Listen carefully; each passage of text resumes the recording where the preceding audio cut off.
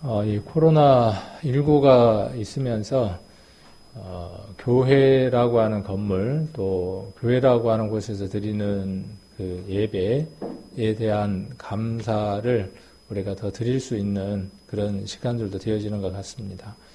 반면에 우리가 그 개인적인 경건의 시간, 그 다음에 또 가족끼리 모이는 그 예배의 시간들, 이런 부분에 대한 중요성들을 한 번 더 생각해 보게 되고, 또 이번 기회를 통해서 가정이 성경에서 원하는, 또 하나님이 원하시는 그런 그 가정 교회로의 그 확장들, 또 확인되는 그런 귀한 시간들이 되어지는 것 같아서 무익하지만은 않은 것 같습니다. 그래서 지난번 말씀을 드릴 때에는 빌레몬서를 통해서 빌레몬의 집에 있는 교회라고 하는 그 내용들을 가지고 교제하는 시간을 가져봤습니다. 오늘은 이 다윗이라고 하는 왕이 하나님 앞에 드렸던 이 시를 통해서 다윗은 가정 안에서 어떤 모습으로 어떻게 살아갔는지를, 그 다윗의 가치관, 또 다윗이 가정을 어떻게 이루어 갔는지, 또 가정 안에서 어떤 모습으로 살았는지를 이 시편 101편을 통해서 한번 살펴보려고 합니다. 그리고 이 시편 101편을 통해서 그러면 이 다윗의 그 교훈을 받은 우리들 가정들 안에서 또 어떠한 모습으로 어떻게 하나님을 섬기는 것이 올바른지 하는 그런 부분들을 오늘 말씀을 통해서 좀 나눠보고자 합니다. 시편 101편 한번 같이 보시겠습니다. 우리가 성경을 보다 보면 특히 구약에 나와 있는 말씀들이 한문으로 되어져 있어서 때로는 이해가 좀 어려울 때들이 있습니다. 그래서 제가 우리 교회에는 그 호쿠마 성경을 사시면 좀 이해가 쉽습니다라고 이렇게 이제 말씀을 드렸는데, 호쿠마 성경 같은 경우는 단어들을 어려울 때 많이 이렇게 밑에다가 기록을 해두어서 사전을 찾지 않아도 도움을 받을 수 있도록 되어 있습니다. 가능하면 성경을 읽을 때 어려운 단어들이 나오면 찾아보는 것이 유익합니다. 그 한문으로 되어져 있는 단어일수록 어쩌면 중요한 내용들을 더 많이 담고 있는 것들이 있어서 그렇게 주의 깊게 보는 것들도 필요할 것 같습니다. 혹은 여러 번역본을 참고로 해서 보시는 것도 좋을 것 같습니다. 우리가 성경의 말씀이 우리에게 왜곡되지 않고 바르게 이해되어져야 우리가 바른 그 가치관을 형성할 수 있고 바른 삶들을 살아갈 수 있습니다. 그리고 성경을 내가 원하는 대로, 내가 편한 대로 성경을 이해하는 것이 아니라 성경에 말씀을 주신 그 하나님의 뜻대로 이해를 할 수 있게 되어지기 때문에 그냥 무심코 넘어가는 것보다는 뜻을 단어를 잘 이해하는 것도 중요합니다. 그래서 여러분들은 지금 앞에 있는 성경을 보시고, 저는 그 휴대폰에서 조금 쉽게 적혀진 성경을 읽어드리려고 합니다. 지난번에 제가 욥기도 우리 성도님들은 개역 한글을 보시고 저는 다른 성경을 이렇게 읽어드렸는데 의역입니다. 그래서 조금 우리가 이해하기 쉽게 번역이 되어 있는데, 시편 101편 1절부터 8절까지를 우리 성도님들은 여러분들의 성경을 보시고 저는 휴대폰에 있는 성경을 읽어드리도록 하겠습니다. 시편 102편 1절을 보시면 다스림의 약속, 다윗의 노래, 여호와여 내가 주의 사랑과 정의를 노래합니다. 내가 주께 찬양을 드리겠습니다. 내가 흠 없는 삶을 살도록 하겠습니다. 주님은 언제쯤 내게 오시렵니까? 내가 티 없이 깨끗한 마음으로 내 집안에서 살겠습니다. 악한 것은 그 무엇이라도 거들떠보지 않겠습니다. 주를 따르지 않는 자들을 싫어하며 그런 사람들과는 어울리지 않을 것입니다. 삐뚤어진 마음을 내게서 버리겠습니다. 악한 일과 아무런 상관없이 살겠습니다. 자기 이웃을 몰래 헐뜯는 사람들을 내가 잠잠케 하겠습니다. 거만한 눈과 교만한 마음을 가진 자들을 내가 가만히 두지 않을 것입니다. 이 땅에서 신실한 사람을 찾아 나와 함께 살게 할 것입니다. 깨끗한 길로 걸어가는 사람이 나를 받들게 할 것입니다. 속이는 사람들은 그 누구도 내 집에서 살지 못할 것입니다. 거짓말하는 사람들도 내 앞에 서지 못할 것입니다. 매일 아침마다 이 땅에서 사는 악한 자들의 입을 다물게 만들 것이며 악한 일을 행하는 사람들을 여호와의 성에서 없애버릴 것입니다. 이렇게 다윗이 하나님 앞에 자기가 하나님을 어떻게 섬기고 있는 것과 어떠한 가치관으로 하나님을 만나고 있는 것과 또 자기 가정 안에서 가정을 어떻게 꾸려나가는가에 대한 내용들을 다윗은 시를 지어서 시편 속에다가 이렇게 기록해 둔 것을 볼 수 있습니다. 먼저 아까 단어 얘기가 나왔으니까 어려운 단어를 조금 풀어보고 그 단어 속에 어떠한 의미들을 담고 있는가를 좀 더 깊이 살펴보는 시간을 가져보려고 합니다. 3절을 보시면 비루라는 말이 나오죠. 비루.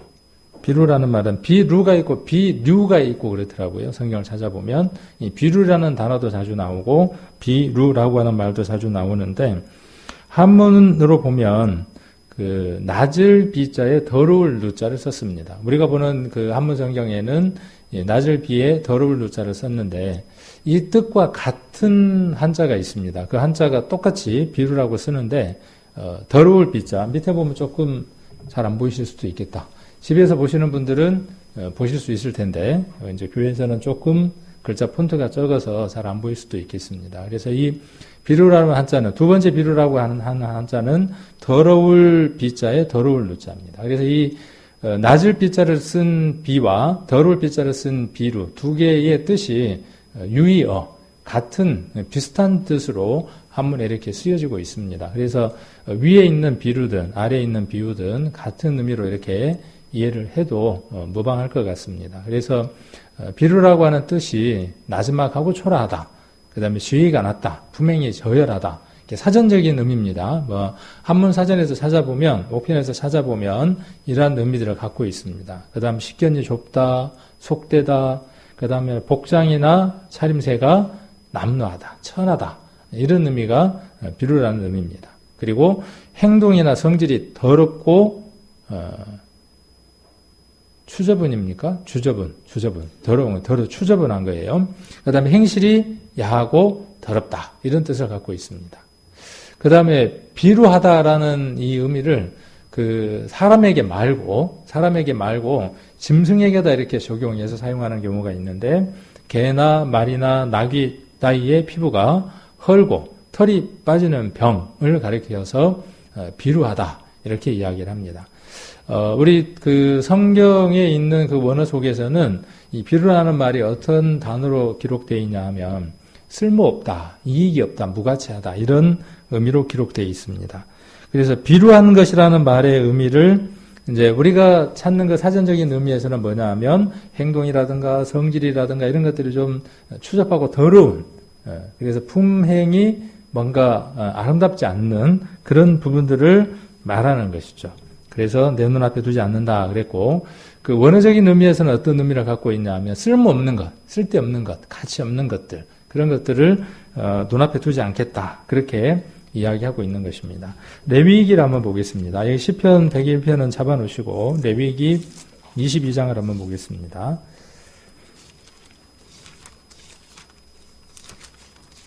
(22장) 22절입니다.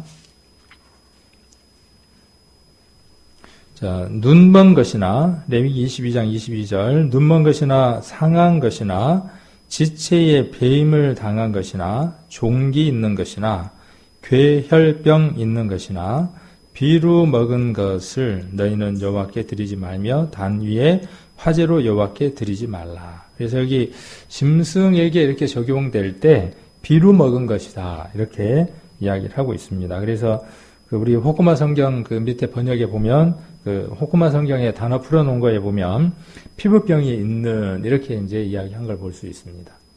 그래서 하나님 앞에 제물로 드리는 그 짐승은 어떤 조건을 갖춰야 하느냐 하는 것에 대한 내용을 레위기에서 쭉 이야기를 하는데, 이걸 간단하게 뭐라고 이야기를 하느냐 하면, 짐승은 하나님 앞에 드리는 제물은 무엇이 없어야 하느냐 하면 흠이 없어야 합니다.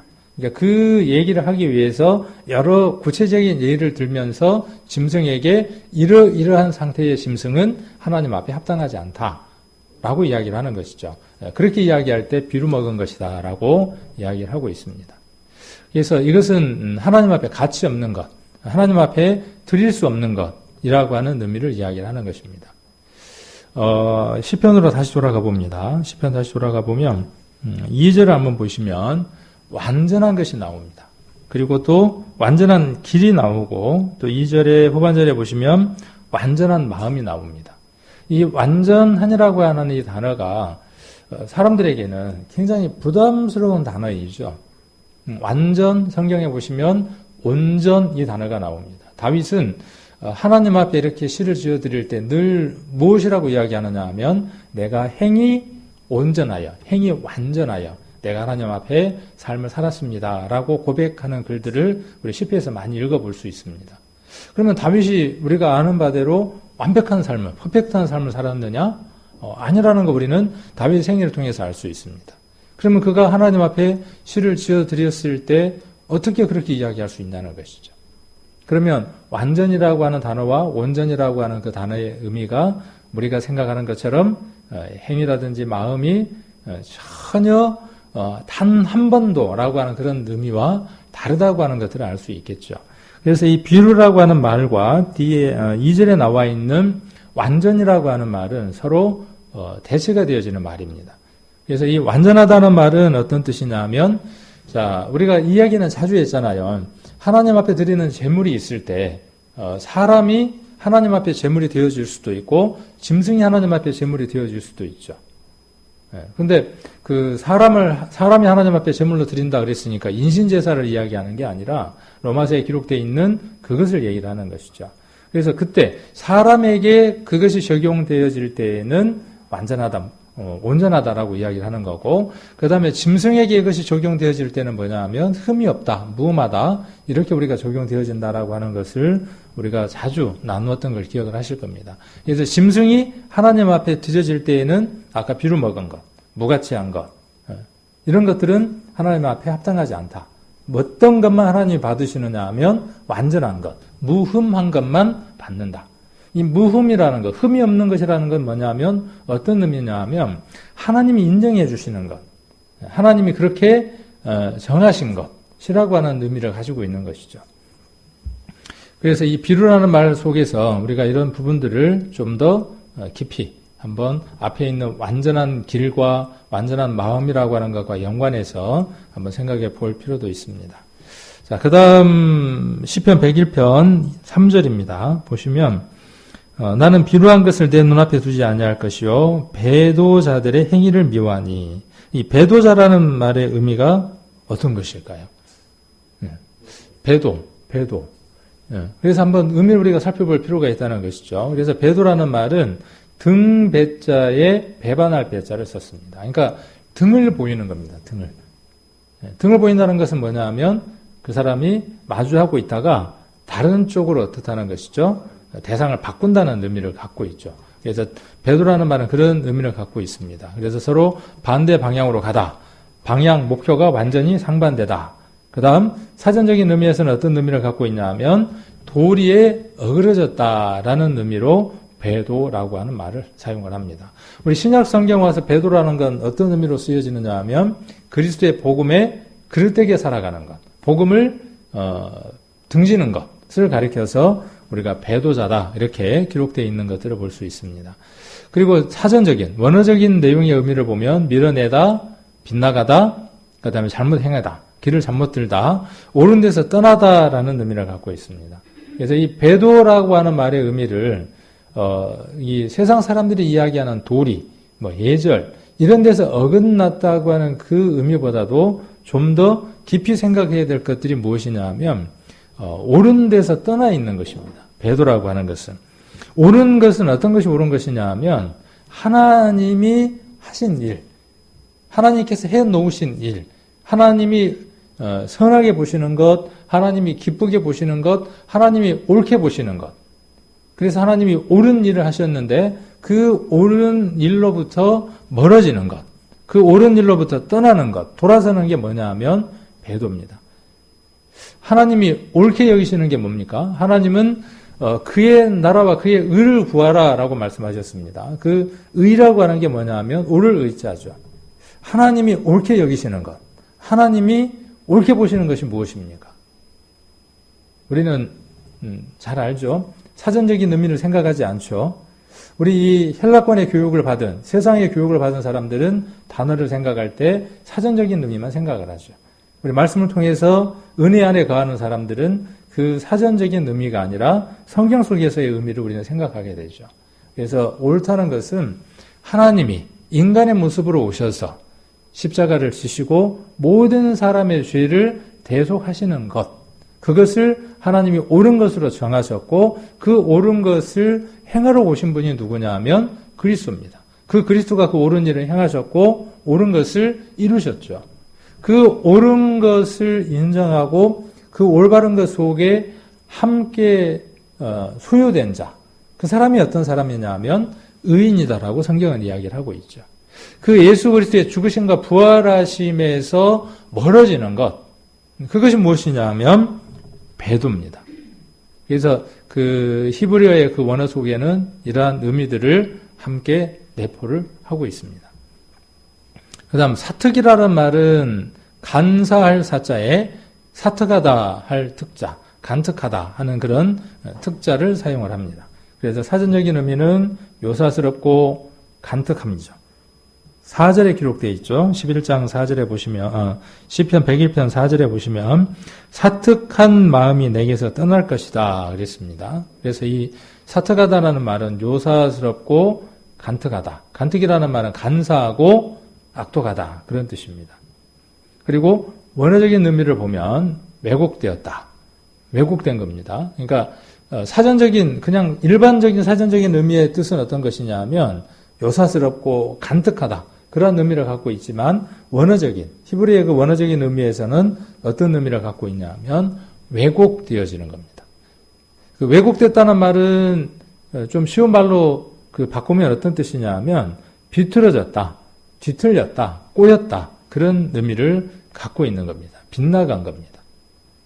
그러니까 우리의 마음이 어떠한 마음이 될 수 있느냐 하면 이 사특한 마음이 되어질 수 있는 가능성 가운데 있는 모든 사람들이 누구냐 하면 우리라는 사실이죠. 그러면 이 사특한 마음이 내게서 떠나가게 하려면 어떻게 해야 하냐는 것이죠. 그 문제에 대해서, 그것에 대해서 지금 다윗은 이야기를 하고 있는 것이죠. 그 문제를 해결하는 것, 그것을 풀 수 있는 방법이 어디에 있는가에 대한 내용들을 다윗은 시편 101편에서 하나님 앞에 이야기를 하고 있는 것입니다. 그래서 101편에서 이야기하고 있는 중요한 내용들을 한번 살펴보면 다윗은 무엇을 이야기하느냐 하면 내가 집 안에서 2절을 한번 봅니다. 2절 한번 보시면 내가 완전한 길에 주의하오리니 주께서 언제나 내게 임하시겠나이까 내가 완전한 마음으로 내 집안에서 행하리이다. 그러니까 다윗은 신앙, 하나님을 섬기는 그 삶에 있어서 가장 중요한 초점을 어디에다 두고 있느냐 하면 내가 가정 안에서, 내 집 안에서 어떻게 행하느냐 하는 것이 중요합니다. 그렇게 이야기를 하고 있고 그 문제를 해결하는 길은 어디에 있느냐 하면 완전한 길을 가는 거죠. 지금 여기 재밌는 걸 보시면요. 2절에 완전한 길이 나오죠. 길은 어떻게 하죠? 길은 무엇을 하기 위해서 만들어져 있는 겁니까? 길은 차를 타고 가기 위한 것이고 길은 걸어서 그 목적지로 가기 위한 것이 길이죠. 그래서 이 길이라는 말은 그냥 단순한 어떤 길을 이야기하는 게 아니라 그 사람이 살아가는 방식을 포함하는 것이기도 합니다. 그 사람이 어떠한 가치관을 가지고 어떻게 살아가겠다고 하는 방향성을 이야기를 하는 겁니다. 우리가 길을 걷는다라고 이야기할 때는 그 길에 어떤 방향성이 포함되어 있는 것처럼. 그래서 그 길을 제시를 하고 있는 거죠. 자기는 어떠한 길을 걷겠다라고 지금 제시하고 있는데 그 길은 어떠한 길이냐 면 완전한 길이라는 것이죠.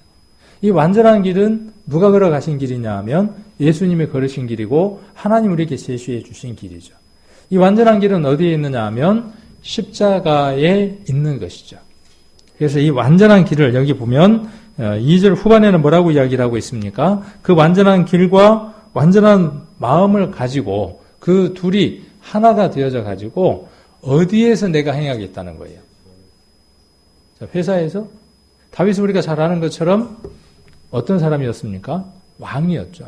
그러니까 내가 궁에서, 다윗의 궁에서 내가 그렇게 하겠다.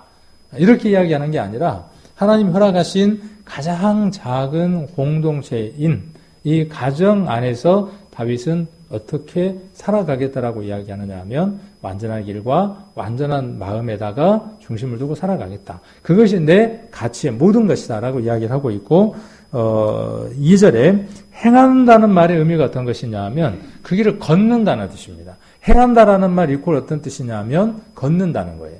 여기 완전한 길 이퀄 뭐냐 하면 그 사람이 살아가고자 하는 가치관 방식인 거죠. 패턴인 거죠. 그 길을 정한 것이죠. 그러니까 우리에게는 어떤 게 필요하냐 하면 어느 것 하나를 결정하고 정하는 게 필요한 겁니다. 가정에서 예배를 드리는 것. 이것이 우리에게 필요한 것이기 때문에 다윗처럼 어떻게 하느냐 하면 정하는 겁니다. 우리 삶의 방식을, 삶의 방법을, 삶의 가치를 무엇으로 바꾸느냐 하면 내 가정이 하나님 안에서 온전한 길을 걸어야 우리 가정이 온전한 마음으로 하나님 앞에 붙들려서 살아가야 한다고 그 삶의 방식을 정하는 것이죠. 그리고 정하면 어떻게 해야 합니까?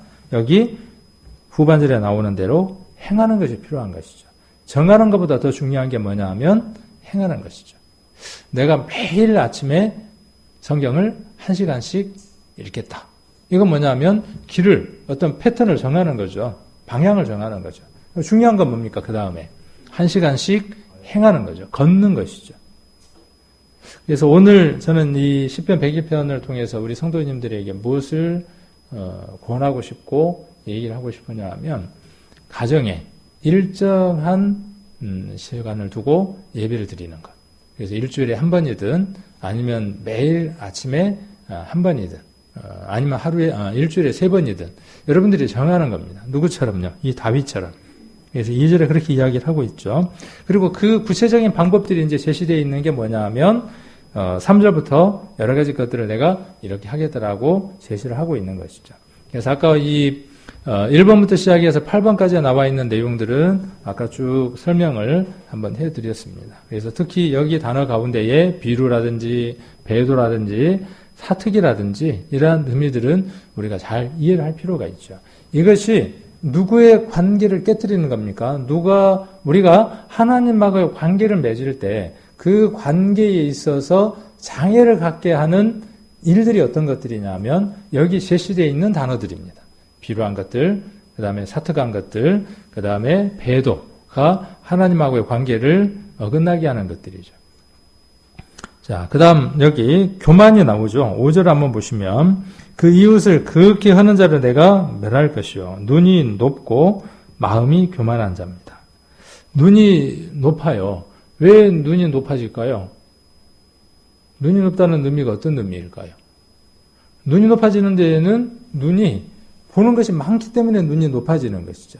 눈이 높다는 의미는 무엇을 갖느냐 하면 그 사람이 경험한 것과 그 사람이 본 것들과 이런 것들이 점점 많아지면 어떻게 되는 것이죠? 높아지는 것이죠. 눈이 높은 것까지는 좋아요. 근데 문제는 뭐죠? 그것 때문에 무엇이 교만해지는 겁니까? 마음이 함께 교만해지는 것이죠. 수요일도 잠깐 말씀을 드렸지만 화목이라고 하는 단어가 수요일날 욥기에서 아주 중요한 그 키워드였죠. 욥기 22장에서 가장 중요한 키워드, 하나님과 화목하라고 엘리바스가 이야기를 하고 있고 그 키워드 중에서 화목의 키워드 가운데에 부수적으로 필요한 용어 하나가 무엇이었느냐 하면 겸손이라고 하는 용어가 있었고 교만이라고 하는 용어가 있었습니다. 겸손은 하나님과 가까이 있는 것이 겸손이고 교만이라고 하는 것은 뭐냐면 하나님과 멀어져 있는 것이죠. 교만이라고 하는 것은요, 자기 자신에게 충실할 때 교만이 옵니다.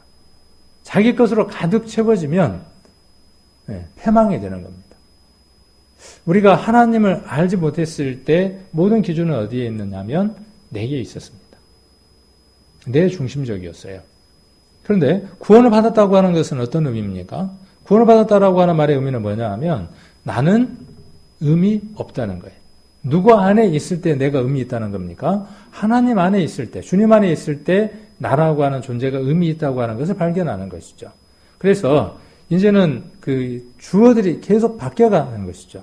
내가 하던 것이 이제는 무엇으로요? 그리스도께서, 주님께서, 하나님께서, 성도께서, 교회가 그 중심이 어디로 바뀐다는 것이죠?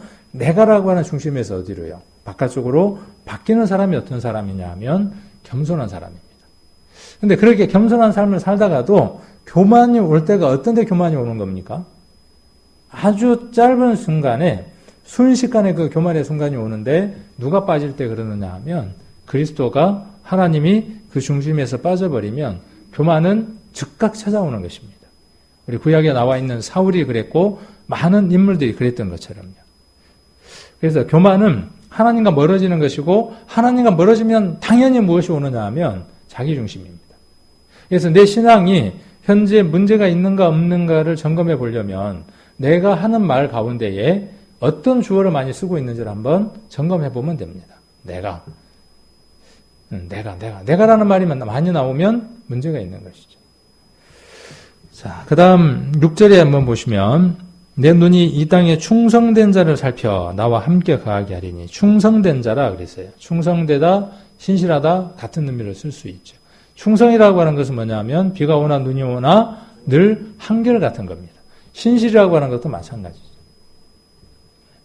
구원받은 성도들에게 하나님을 믿는 성도들에게 하나님 나라에까지 가는 동안에 꼭 필요한 것이 무엇이냐 하면 이 충성이라고 하는 단어가 꼭 필요합니다.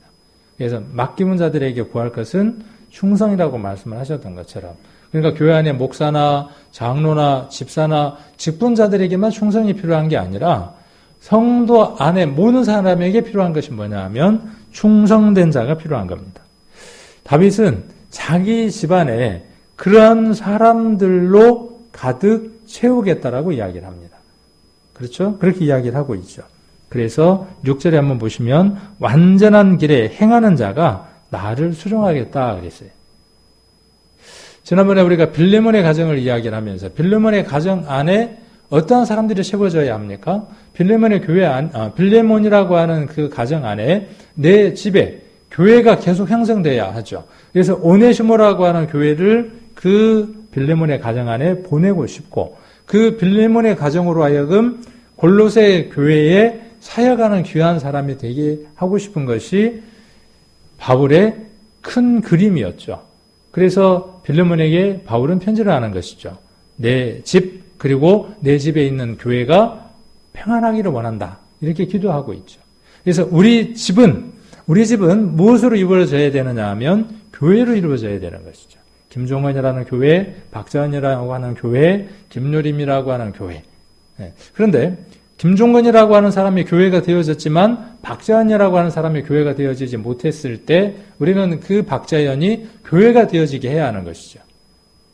다른 쉬운 표현으로 이야기하면 내 아내가 구원받도록 해야 하는 것이죠. 내 딸이 구원받도록 해야 하는 것이죠.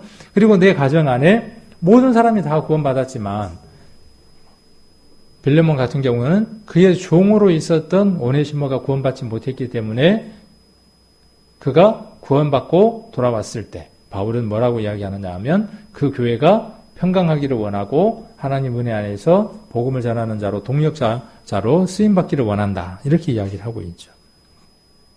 그래서 아까 2절을 보시면 다윗은 집안에서 어떻게 살아가겠다 그랬습니까? 완전한 길과 완전한 마음으로 그렇게 내가 실천하며 살겠다. 그렇게 이야기를 했고 그 다음에 6절에 보면 내 가정 안에 있는 사람들도 6절에 나와 함께 거하면서 어떤 길을 걸어가는 사람이 되게 하겠다? 완전한 길에 행하는 자가 다윗과 함께 어떻게 한다? 일을 하는 사람이 되어진다. 수종하는 사람이 되어지도록 하겠다라고 다윗은 말하고 있는 것이죠. 그러니까 다윗은 이 시편 101편에서 자기의 신앙만 집안에서 잘하고 살아가겠다는 것이 아니라 욥처럼 자기의 신앙뿐만이 아니라 자기의 자녀들까지 그리고 거기에 소속된 사람들까지를 하나님 안에서 말하고 있는 것이죠. 자, 그래서 이 충성됐다고 하는 것에 대해서 우리가 잘 한번 생각을 해봐야 될 필요도 있고 5절에서 교만에 대한 것들도 우리가 잘 한번 생각해 볼 필요가 있습니다. 그리고 8절을 한번 보시면 다윗은 어떻게 정했느냐 하면 일주일에 한 번? 아니죠. 3일에 한 번? 자, 이 일을 언제 행하겠다고 지금 다윗은 결정합니까? 3일에 한 번입니까? 이틀에 한 번입니까? 일주일에 한 번입니까? 자, 여기 8절에 보시면 아침마다라고 이야기를 합니다. 아침마다 내가 이 땅의 모든 악인을 멸하리니 죄악 행하는 자는 여호와의 성에서 다 끊쳐지리로다고 이야기를 합니다. 그래서 다윗은 아침이 시작되는, 하루가 시작되는 그 시간에 하나님 앞에 내가 이러한 삶들을 살아가겠다. 점검하며 살아가겠다라고 다윗은 말하고 있죠. 이것은 다윗이 하나님 앞에 내 가정을 이렇게 이루고 하나님 앞에서 이렇게 해 나가겠다고 하는 것들을 말하고 있습니다. 우리는 이 시편 101편에서요. 이 세 가지 것을 한번 찾아볼 수 있습니다. 성경에서 중요한 핵심 세 가지를 한번 이야기해 볼 수 있을 겁니다. 물론 성경에서 이야기하는 핵심 중요한 그 세 가지를 여러 가지로 이야기를 할 수 있을 겁니다. 근데 근래에 제가 성경을 쭉 읽고 또 묵상해보고 여러 가지 것들을 한번 생각을 해보고 특히 이제 가정이라고 하는 것들을 두고 한번 생각을 해보면서 그럼 성경에서 이야기하는 가장 중요한 핵심은 무엇일까? 그 세 가지 것들을 한번 나열을 해본다면 어떤 것들일까? 그리고 그것들을 이 다윗의 시에서 한번 적용을 해본다면 어떤 것들일까? 찾아본다면 하는 것들을 한번 우리가 살펴보려고 합니다. 그래서 성경 66권의 주요 핵심 세 가지를 한번 살펴본다면 무엇일까요? 하고 이렇게 이제 적어봤고 그 첫 번째가 뭐냐면요. 하나님의 선언입니다. 하나님의 선포입니다. 성경은 맨 처음 무엇으로 시작하느냐 하면 하나님이 천지를 창조하셨다는 것으로 시작합니다. 하나님은 타협하거나 설득하거나 어떻게 하시려고 하시지 않습니다. 말씀을 하시면서 그냥 선언하는 거예요. 선포하는 겁니다.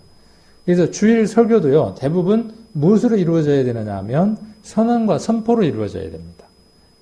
그래서 성도들을 설득하거나 이해시키거나 상황에 따라서 어떤 얘기를 하는 것이 아니라 하나님의 말씀이 이러하다라고 선언하고 선포하는 것이 우리의 그 말씀의 시간들이 되어져야 하죠. 자, 하나님은 나 외에 다른 신이 없다고 선포합니다. 자, 시편 아까 101편 한번 보겠습니다. 1절 한번 보시면 내가 인자와 공의를 찬송하겠나이다. 여호와여 내가 주께 찬양하리이다. 다윗은 나 외에 다른 신이 없다고 하는 그 하나님에 대한 지식이 있었습니다. 그 하나님은 어느 하나님이라고 다윗은 말하느냐 하면 인자와 공의를 가진 분이라고 하는 지식을 갖고 있습니다. 우리가 이 성경을 통해서요. 하나님 외에 다른 신이 없다고 하는 이 선언과 선포에 주목해야 될 필요가 있는 것이죠. 자, 이사야 43장을 한번 찾아보겠습니다. 이사야 43장. 그래서 성경에서 가장 중요한 핵심 메시지가 뭐냐면요. 첫 번째 핵심 메시지가 하나님 외에 다른 신이 없다는 겁니다. 자, 이사야 43장 12절입니다. 12절. 자, 11절을 한번 보시면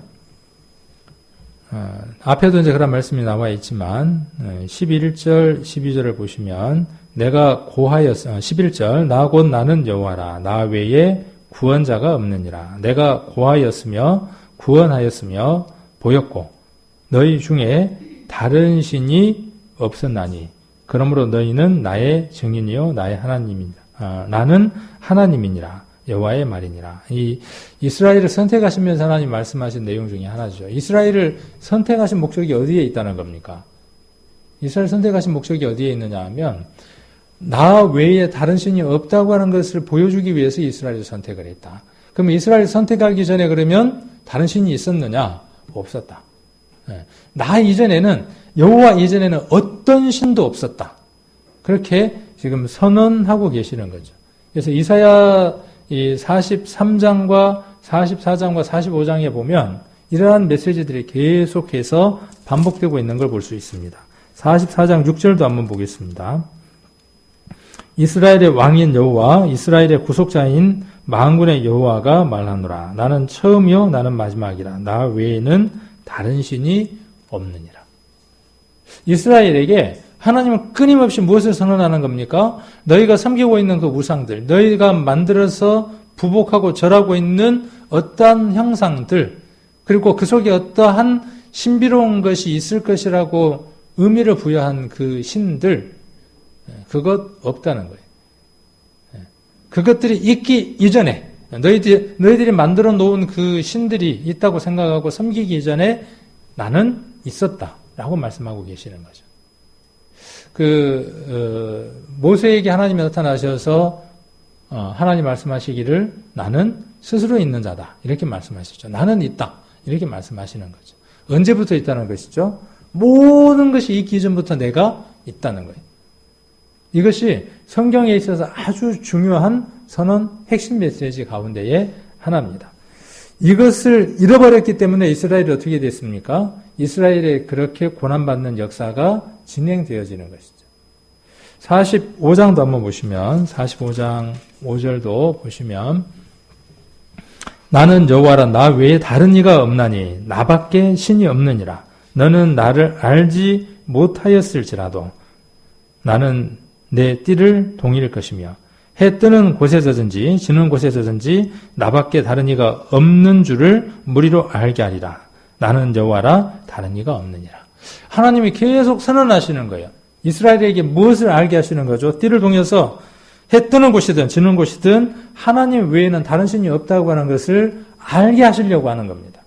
이것이 성경에 있어서 가장 중요한 핵심 메시지 가운데의 하나입니다. 이것이 다른 어떤 경전과도 다른 것입니다. 왜요? 하나님이 우리에게 주신 선언이고 선포기 때문에 그렇습니다. 또 18절도 한번 보겠습니다. 18절 여호와는 하늘을 창조하신 하나님이시며 땅도 조성하시고 경고케 하시되 헛되이 창조치 아니하시고 사람으로 거하게 지으신 자니라. 그 말씀에 나는 여호와라 나 외에는 다른 이가 없느니라. 여기서 말씀하시기를 지금 무엇을 말씀하시는 거죠? 내가 모든 것을 다 창조한 자다. 모든 것의 주인이다. 라고 말씀하시는 거죠. 그러니까 나 외에 다른 신이 없다고 하는 그 선언 밑에 이제 부가적으로 여러 가지 것들이 지금 포함되어지는 거죠. 내가 너희를 창조했다는 것도 포함되는 것이고 너희를 창조하기 이전에 너희에게 필요한 모든 것들을 내가 다 창조하였노라고 말씀하시는 거죠. 그 모든 것을 만들고 지었고 설계한 분이 바로 하나님이다. 참신이다. 그렇게 스스로 선언하시는 거죠. 그래서 18절부터 쭉 나와 있는 내용에는 내가 창조자다 라고 하는 것을 말씀하시는 거고 21절 한번 보시면 너희는 고하며 진술하고 또 피차 상의하라 보라. 이 일을 이전부터 보인 자가 누구냐? 예로부터 고한 자가 누구냐? 나 여호와가 아니냐? 나 외에 다른 신이 없나니 나는 공의를 행하며 구원을 베푸는 하나님이라. 나 외에는 다른 이가 없느니라. 이전부터 모든 것들을 말하고 그 말한 대로 다 성취하고 이룬 시간의 주인 되는 분, 역사의 주관자가 누구라고 말씀하시는 거죠? 하나님이라고 말씀하시는 거죠. 하나님 외에는 시간을 만드신 분도 없고 그 시간을 주관하는 분도 없다고 하나님은 지금 선언하고 계시는 거죠. 호세아서를 한번 보겠습니다. 호세아. 지금 이사야서에서도 계속 그 얘기가 나오지만 호세아서를 한번 찾아보시면 호세아서 13장 4절 한번 보겠습니다. 구약성경 1268페이지 정도에서 찾으시면 됩니다. 4절 한번 보시면 호세아 13장 4절에 보시면 그러나 내가 애굽 땅에서 나옴으로부터 나는 내 하나님 여호와라. 나밖에 내가 다른 신을 알지 말 것이라. 나 외에는 구원자가 없느니라. 하나님은 창조자이고 창조주이고 주관자이고 그리고 하나님은 어떤 분이냐 하면 구원자라는 사실이죠. 이것이 나 외에 다른 신이 없다고 하신 분이 핵심적으로 말씀하시는 내용입니다. 자, 이걸 누구에게 지금 선언하고 누구에게 선포하시는 거죠? 자, 사람들에게 하는 거죠. 사람들에게. 그러면 성경의 가장 중요한 핵심은 뭐냐면 하나님이 스스로 내가 하나님이다라고 선언하시는 선언의 내용이 주된 내용이고 그 다음 내용은 뭐겠어요? 그 선언을 누구에게 하는 겁니까? 아무도 없는데 하나님이 그 선언을 하실 필요가 없잖아요. 누구에게 하시는 거죠? 사람에게 하시는 거죠. 그러면 사람이 이것을 받으면서 어떻게 받아야 할까요? 자, 이 내용을 이야기하는 것이 성경의 그 다음 중요한 내용입니다. 하나님이 계시지 않다 그러면 그 뒤에 내용은 아무것도 필요 없는 것이죠. 하나님이 계십니다. 하나님이 계시다고 선언했습니다. 하나님이 사람을 창조하셨다고 선언하셨습니다. 하나님이 모든 것을 이끌어 가신다고 선언하셨습니다. 그리고 하나님이 구원하시겠다고 선언하셨습니다. 자, 그러면 그것을 받는 대상이 어떻게 반응하느냐에 대한 내용이 성경의 그 다음 주된 내용입니다. 다윗은 어떻게 반응했습니까? 시편 101편 한번 가봅니다. 다윗은 어떻게 반응했어요? 자, 시편 101편을 보시면, 자, 하나님이 계시다는 것에 대해서 시편 101편에 다윗은 어떻게 반응했습니까? 찬송하겠다고 반응했습니다. 그리고 또 어떻게 반응했습니까? 찬양하겠다고 반응했습니다. 여기 2절까지의 내용을 보면요. 내가라는 말이 몇 번 나오느냐 하면 4번 나옵니다. 내가. 그리고 또 1절 후반에 보시면 내가. 2절 처음에 보시면 내가. 그리고 2절 중반에 보시면 내가. 이렇게 이야기를 합니다. 자, 그래서 하나님이 선언하시는 거예요. 내가 하나님이다라고 선언할 때 그 선언을 받아들이는 사람이 그 선언을 어떻게 받아들일 것이냐는 것이죠. 그래서 하나님 뭐라고 말씀하시느냐 하면 나를 받아들이면 생명일 것이고 나를 거부하면 사망이라고 선언하시는 거죠. 다윗은 그 생명 대신 하나님을 수용했죠. 선언에 반응했죠. 그렇게 반응해서 인자와 공의를 찬송하겠다 그랬고 찬양하겠다 그랬어요. 찬양은 뭐고 찬송은 뭘까요? 그 원어는 좀 다르게 기록이 되어 있더라고요. 찬송과 찬양이 같은 단어는 아니더라고요. 한번 연구해 볼 필요는 있는데 그냥 제가 생각해 보기에는 찬양이 더 큰 범주고 찬송은 조금 더 그 속에 들어있는 찬양 속에 들어있는 범주인 것 같아요. 그래서 찬송은 입으로 노래로 이렇게 드리는 것들이고 찬양이라고 하는 건 뭐냐면 거기에 어떤 도구, 악기나 이런 것들이 들어서 뭔가 이렇게 현을 뜯거나 치거나 하는 그런 것들을 다 포함하는 것. 그러니까 악기를 치고 그다음에 뜯으면서 노래를 하겠죠. 그러니까 악기를 뜯으면서 찬송을 하는 거죠. 그러니까 그 모든 행위를 뭐냐면 찬양이라고 하는 것이죠. 그래서 시를 지어서 하나님 앞에 찬송의 시를 다윗이 이야기를 했고 그 다음에 현을 뜯어서 하나님을 찬양했던 그 다윗의 모습을 우리가 알 수 있죠. 그래서 하나님을 그렇게 내가 찬양했다라고 반응하는 걸 볼 수 있습니다. 그래서 중요한 반응이 어떤 것이냐 하면 나와 내 집은 여호와를 섬기겠다고 하는 반응이 필요한 것이죠. 그래서 성경의 가장 주된 내용들을 한번 살펴보면 하나님을 발견하고 하나님을 믿는 사람들의 첫 번째 반응이 뭐냐 하면 나는 하나님을 섬기겠습니다. 어떠한 일이 있더라도 나는 하나님을 섬기겠습니다. 그 다음 반응 하나가 뭐냐 하면 나와 내 집은 하나님을 반드시 섬깁니다라고 하는 내용이 주된 내용이라는 것이죠. 그러니까 성경의 가장 중요한 핵심은 뭐냐 하면 하나님이 계신다는 거예요. 하나님이 계시니까 사람들은 어때요?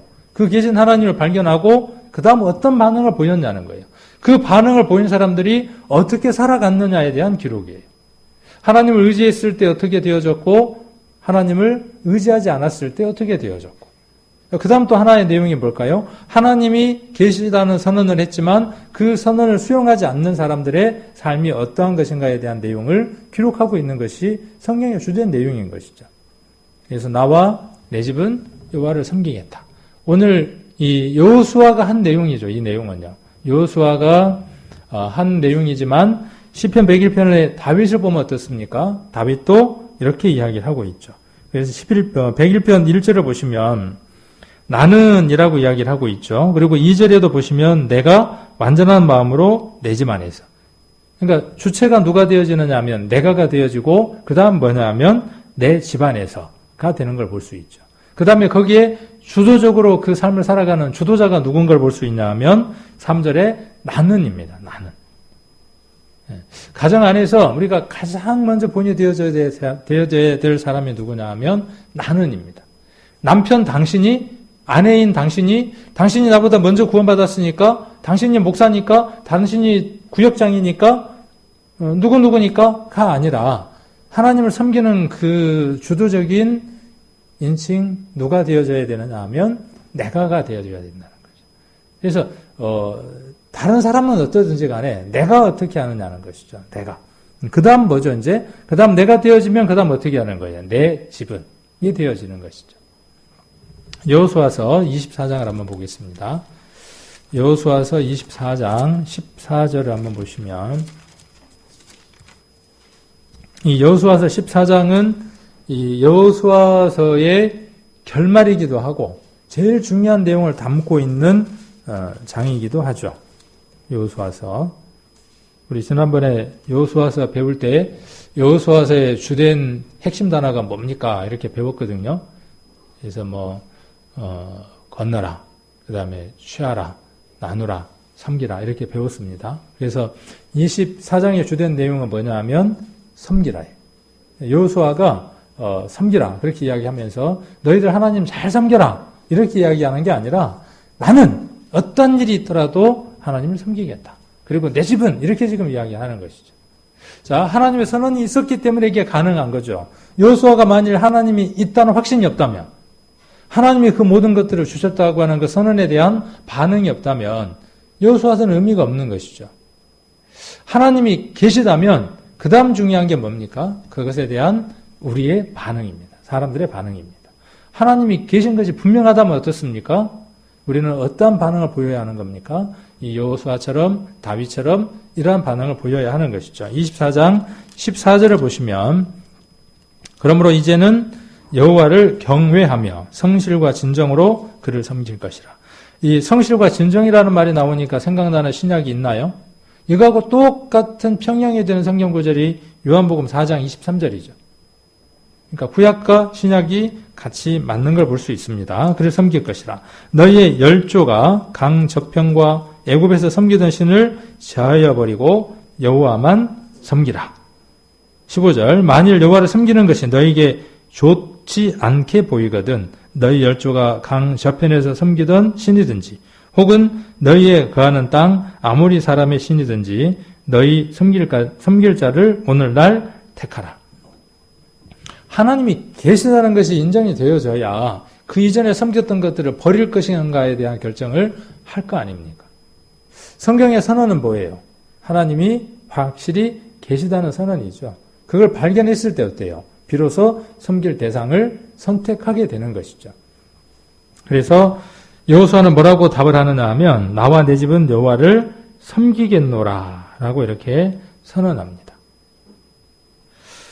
자, 그리고 18절로 한번 넘어가 봅니다. 이렇게 이제 선언하니까 그 다음에 이제 어떻게 돼야 되겠죠? 그것을 들은 사람들의 반응들이 있어야 하겠죠. 그래서 18절에 보시면 여호와께서 또 모든 백성 곧 이 땅에 거하는 아모리 사람을 우리 앞에서 쫓아내셨습니다. 그러므로 우리도 여호와를 섬기리니 그는 우리 하나님이시니라. 그러니까 이스라엘 백성도 이제 비로소 그 하나님이 나 외에는 다른 신이 없다고 하는 그 선언에 반응할 수 있는 상태가 되어졌죠. 그러니까 누구처럼요? 여호수아처럼 우리도라고 하는 것으로 이제 따라가는 모습을 우리가 한번 살펴볼 수 있죠.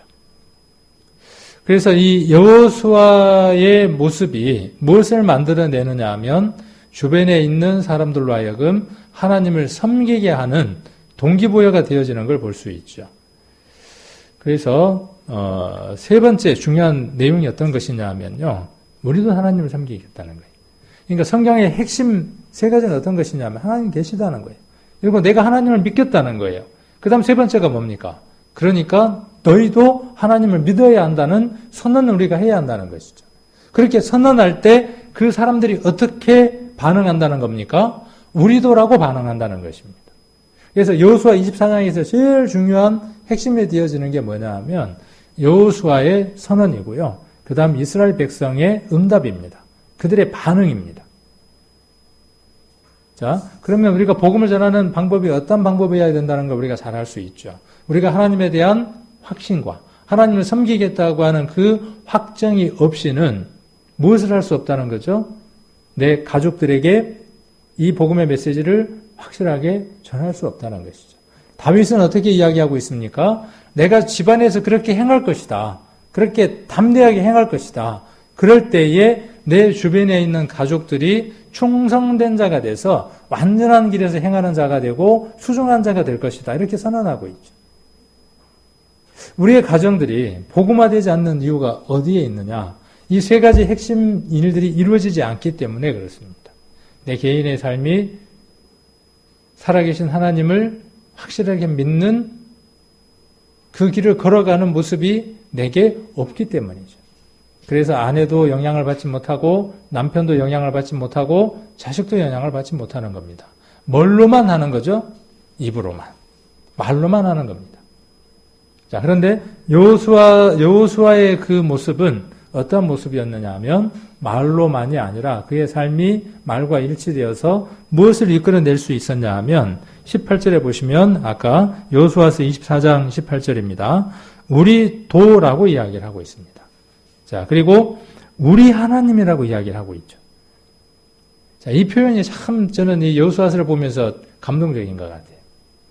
여호수아에게 내 하나님이었습니다. 나는 나의 하나님을 의지하고 섬기겠노라고 이야기를 하는데 그들은 이제 어떠한 반응을 하느냐 하면 우리 도라고 이야기를 하고 있고 여호수아의 하나님을 그렇게 선언되어졌던 나 외에는 다른 신이 없다고 하는 그 선언에 반응하지 못했던 그들이 하나님을 비로소 누구라고 지금 이야기하느냐 하면 우리 하나님이라고 반응합니다. 우리가 할 일들이 뭘까요? 여호수아처럼 다윗처럼 우리가 해야 할 일들이 뭐냐 하면 우리도 여호와를 섬기겠다고 하는 사람들이 나올 수 있도록 우리가 해야 하는 것이 우리 해야 될 일들인 것이죠. 결국 성경의 선언은 성경의 핵심은 이 세 가지의 것들입니다. 이 세 가지가 계속 반복되고 순환되고 있는 것이죠. 자, 그리고 21절 한번 봅니다. 21절을 보시면 우리 도라는 건 뭐냐면 따라가는 겁니다. 그렇죠? 여호수아가 있을 때 그 여호수아를 따라가는 개념이 뭐냐면 우리 도입니다. 자, 그런데 21절을 한번 보시면 백성이 여호수아에게 말하되 아니니이다. 우리가 정녕 여호와를 섬기겠나이다. 여기서 우리라는 말은 어떤 말이 되어지냐 하면 당신이 그렇게 안 할지라도 우리는 어떻다는 거예요? 변함없이 그런 뜻입니다. 우리 도가 되면 어떻게 돼요? 당신을 따라가는 거예요. 거기에 포함되어져서 영향을 받아서 따라가는 것이지만 이제는 당신이 그렇게 하지 않는다고 할지라도 당신의 그 하나님, 우리의 하나님이 되어졌기 때문에 우리가 정녕 여호와를 섬기겠다는 거예요. 자, 이것이 성경이 이야기하는 가장 중요한 핵심 세 가지입니다. 그리고 우리가 해야 할 세 가지 가운데 가장 중요한 한 가지가 남겨져 있는 것이죠. 자, 그리고 22절에도 보시면 여호수아가 백성에게 이르되 너희가 여호와를 택하고 그를 섬기라 하였으니 스스로 증인이 되었느니라. 그들이 가로되 우리가 그렇죠? 증인이 되었나이다. 24절도 한번 보시면 백성이 여호수아에게 말하되 우리 하나님 여호와를 이 말이 저는 얼마나 감동적인지 모르겠어요. 우리가 전도 집회 때 하나님을 소개하고 하나님에 대한 내용을 쭉 이야기합니다. 그 중요한 내용이 뭡니까? 하나님이 계시다는 선언이잖아요. 그리고 사람들로 하여금 그 하나님에 반응하게 하는 것이죠. 그리고 그들이 어떻게 이야기할 때 그 이전의 신들을 버려버리고 우리가 하나님을 믿습니다. 예수님이 내 구주가 됐습니다라고 하는 이 우리가라고 하는 얘기를 드릴 때 우리는 어때요? 전도 집회 때 했던 그 모든 수고가 어때요? 눈 녹는 것처럼 녹는 것이죠. 우리는 한 사람이 구원받게 하기 위해서 얼마나 많은 시간들을 간절한 기도로 매달립니까?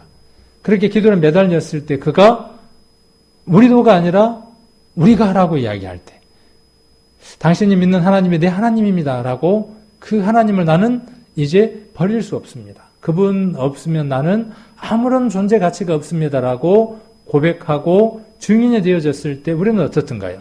정말 감동적이잖아요. 이건 코로나19도 막을 수 없고요. 신천지가 모든 이방인들의 마음을 흐트러 놓았어도 우리가 이룰 수 있는 일들입니다. 그 전쟁을 누가 치렀습니까? 여호수아가 치렀잖아요. 우리는 여호수아서를 통해서 무엇을 볼 수 있습니까? 여호수아가 치렀던 하나님을 부정할 수밖에 없는 모든 환경 가운데 살았던 그 속에서 하나님만 섬기며 하나님을 섬겼을 때 승리하는 모든 것들을 보여주었던 여호수아. 지금 어쩌면 그러한 시대 가운데 있죠. 그러한 시대 가운데 있습니다. 그래서 지금 전도하기 참 어려워. 지금은 예수님 말하기가 참 어려워. 교회 가자는 말하는 것이 너무나 어려워. 그러한 시점 가운데 있습니다. 이러한 시점 가운데 있을 때에 우리가 복음을 온전한 복음, 이 하나님에 반응할 수 있는 사람들로 복음을 전하려면 어쩌면 가장 먼저 어디로 돌아와야 되느냐 하면 기본으로 돌아와야 합니다. 그래서 개인의 경건 시간, 그 다음 가정의 회복, 이것이 되어지지 않으면 혹 우리가 코로나19가 끝나서 이 교회 가운데 다시 모인다고 할지라도 우리의 이전의 삶들로 돌아가는 것뿐이지 정말 성숙하고 하나님 앞에 온전한 삶을 살아가는 모습으로서 우리가 하나님을 섬기는 것하고는 조금 거리는 멀어질 수 있겠죠. 그래서 저는 교회는 가정은 작은 교회라는 생각을 합니다. 그래서 이 가정교회가 든든해야 합니다. 그래서 청교도들은 가정예배와 신앙교육에 많은 힘을 쏟았습니다. 그래서 가정의 영적 상태는 교회의 건강과 생명력에 직결됩니다. 그래서 가정은 저절로 영적 공동체가 되지 않습니다. 가정은 작은 교회로 세우려는 소원과 노력이 있어야 하고, 특별히 오늘날 같은 그 가정이 급속히 붕괴되고 청소년 문제가 위험 수위를 넘고 있는 시대에 교회를 바로 세우는 것은 참으로 어려운 일이지만 중요한 일이기도 합니다. 그래서 이번 코로나를 통해서 이 가정에 대한 또 가정 예배에 대한 회복에 대한 중요성들을 우리가 생각하고 이 예배가 회복되기를 원하는 마음에서 구체적인 것들을 한번 제시를 해보는 겁니다. 하나님께 예배하며 하나님과 교제하는 것이 창조와 구속의 목적입니다. 따라서 구원받은 모든 사람에게 있어 하나님과 개인적으로, 가정적으로, 교회적으로 하나님을 만나 교제하는 일, 즉 예배는 의무이자 특권입니다. 특별히 이 의무를 지키기 위해서는 가정의 역할이 중요합니다. 섬기다라는 동사는 예배하다라는 말로 번역할 수 있는 단어입니다. 가족이 함께 그리스도를 믿고 하나님을 섬기는 일은 참으로 복된 일입니다. 그 어떤 것보다도 귀한 것이죠. 자, 그래서 가정 예배의 구체적인 방법과 주의사항을 한번 제시를 해보면요. 우리가 주일날 아침과 수요일날 저녁에 인터넷을 통해서 드리는 이 예배도 가정 예배의 작은 어떤 표본이 되어질 수도 있을 겁니다. 그것 외에 우리가 주일날 아침이라든지 수요일이라든지 이렇게 인터넷으로 드리는, 온라인으로 드리는 이 예배 외에 여러분의 가정들 안에 일정한 시간을 두고 예배를 드리는 것이 이루어지기를 원합니다. 그래서 다윗처럼 아침마다면 더 좋겠고, 혹 여러 형편들이 어려워서 안 된다 그러면 일주일에 한 번이라도, 아니면 3일에 일주일에 3번이라도. 그래서 원칙적으로 아버지가 인도하는 것이 좋고, 가정 예배는 혹은 여건이 그렇지 않다 그러면 자매님인 어머니가 해도 좋고, 그 다음 성장한 자녀가 있다면 성장한 자녀가 사회를 보고 또 진행해 나가는 것도 좋은 방법이겠죠. 자, 성경을 교과서로 하고 가정 예배 교재를 마련하여 예배를 드리면 훨씬 더 효과적이다라고 제시를 하고 있고, 형편이 되면 매일 드리되 매일 같이 드리면 좋으나 그렇지 못할 때에는 최소한 일주일에 한 번 이상은 드리라고 제시를 합니다. 날짜와 시간, 장소, 그래서 방이든 거실이든 어떤 장소를 하나 정해놓고 거기에 어떤 도구를 정해놓고 밥상이든 테이블이든 정해놓고 의자든 방석이든 준비해두고 그렇게 정한 시간을 두는 것이죠. 그리고 미리 알려 준비케 한 다음 약속한 시간에 시행하십시오. 이때 식구가 다 모이지 못해도 시행하는 것이 좋습니다. 예배에 방해가 될 수 있는 것은 제거하고 시작하십시오. 텔레비가 틀어져 있다면 끄고, 전화벨이 울릴 수 있다 그러면 소거해두고, 휴대폰도 진동을 해두고, 그 시간만큼은 방해받지 않도록. 그리고 피아노나 오르겐, 키보드, 건반 있죠. 있다면 악기가 있으면 반주해서 드리는 것도 좋죠. 혹 요즘 어떻게 하면 됩니까? 휴대폰에 뭐가 있습니까? 반주기도 있고 어플들이 있으니까 그런 걸 이용을 해서 틀어놓고 찬양을 드리면 좋겠죠. 그러면 찬양이 되겠죠. 그 속에 찬송도 있는 것이고. 자, 그리고 사회, 그 다음에 성경 봉독, 성경을 함께 읽는 것, 설교, 기도 등 가족 모두가 함께 참여할 수 있도록 순서를 짜십시오. 가족의 신앙을 급성장시키라고 서두르지 마십시오. 모두가 참여할 수 없다고 포기하지 말고 우선 참여할 수 있는 식구들끼리 시작하고 점차 참여하도록 하십시오. 전체 시간은 약 20분 정도가 좋습니다. 이것은 아마 우리 구역 모임도 마찬가지일 것 같아요. 구역 모임도 말씀, 그 다음에 찬양, 그리고 이제 일부 우리가 교제는 한 20분 정도가 좋을 것 같고, 그 다음 구역 모임에서는 이렇게 교제를 나누는 것이 좋겠죠. 자, 외식적이거나 습관화되지 않도록 성령께 의탁하는 게 필요하고, 그리고 12번에 예배 시에 헌금을 하는 것입니다. 그때 뭐 가정 예배를 하는데 헌금을 하느냐, 그렇게 생각하지 마시고 그 시간에 작은 금액이든 헌금을 해서 아주 작은 액수라도 헌금을 하고 모았다가 구제나 선교를 위한 헌금으로 사용할 수 있다 그러면 그 예배가 훨씬 더 값진 예배가 되어지겠죠. 그래서 저는 우리 교회를 한번 예를 들어 본다면 가정 예배 순서를 이렇게 한번 정해서 할 수 있겠다라는 생각이 듭니다. 그래서 가정 예배를 준비하는 준비자가 그날 예배를 드릴 거에 대해서 공지를 하고, 자, 지금부터 가정 예배를 드리도록 하겠습니다 하고 이렇게 멘트를 하고, 그 다음에 찬양 몇 장입니다. 한 곡 정도도 무방하겠죠. 그리고 기도도 가족 중에 한 사람에게 기도 부탁을 하면 좋겠죠. 사전에 부탁하면 좋죠. 우리 교회도 그렇잖아요. 사전에 기도할 분들을 이렇게 부탁하는 것처럼, 그래서 시작 기도를 가족 중에 누군가가 부탁을 하고, 그 다음에 성경을 찾아서 그 성경 본문을 같이 읽고, 그 다음 누군가가 그 말씀에 대해서 조금 코멘트를 하거나 나눌 수 있는 것들이 있으면 말씀을 나누고, 그리고 찬양을 그 말씀과 연관된 찬양을 한 곡 하고, 그리고 마치는 기도를 하고, 이렇게 해서 가정 예배를 20분 내외로 이렇게 드릴 수 있다면 참으로 좋지 않을까. 다윗은 자기 가정 안에서 완전한 길, 완전한 마음으로 행하기 위해서 그러한 것들을 제거하기 위해서 비루한 것들, 배도한 것들, 사특한 것들, 교만한 것들, 이런 것들을 제거하기 위해서 하나님 앞에 붙들려 살아갈 것이다 라고 이야기했던 것처럼 아침마다 그렇게 하기로 작정한 것처럼 우리 성도님들도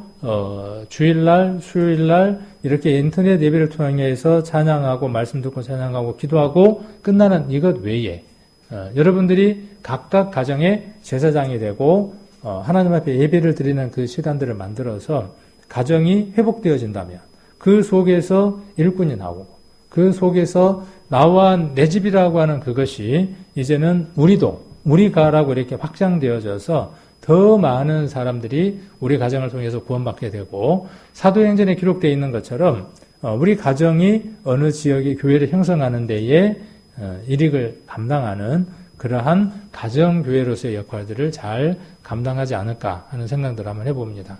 그래서 여러분의 그 가정 안에 이 코로나19를 통해서 가정 예배라고 하는 이 특별한 하나님이 축복해 주실 이 일들이 일주일에 적어도 한 번 정도는 이루어지는 귀한 일들이 이번 기회를 통해서 이루어지기를 원하고 그렇게 예배가 이루어진 우리 가정들이 이제 대면해서 예배를 드릴 때에 정말 뜨겁고 힘찬 그런 우리 교회의 예배로 이어질 것이라고 믿습니다. 그래서 꼭 이 귀한 일들이 다윗의 가정의 그 일들이 여러분의 가정 안에도 이루어지기를 원하는 마음으로 시편 102편을 같이 한번 참고해 보았습니다.